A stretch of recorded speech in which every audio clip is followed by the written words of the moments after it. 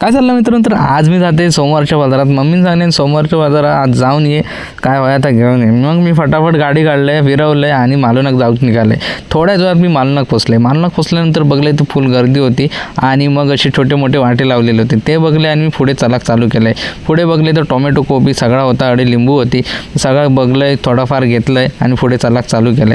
पुढे मी व्हायचं चलन पुढे येईल तवसर मका आठवलं मालवणात वरती पण नसता हायवे बाजार, थंय पण जाऊ काय. मग म्हटले नंतर जाऊया.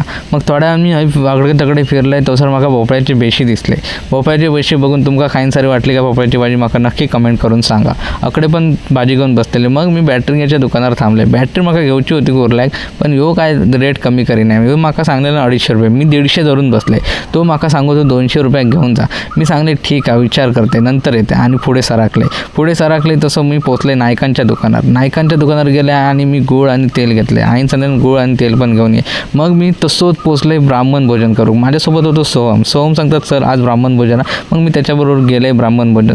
या असा खय माहिती आडार एक गणेश मंदिरच्या बाजू होता ब्राह्मण भोजन. फटाफट गेलो आणि ब्राह्मण भोजन करून घेतलं. सोलकढी माझी आवडती. मग मी गाडी दिलेली होती माझी गॅरेजवाल्याकडे आणि त्याला सांगले बाबा झाली की नाही, तर सांगता 2च मिनटात थांब. माका त्यांनी गाडी दिल्या आणि मी गाडी घेऊन घरा केले. तुमका व्हिडिओ आवडलो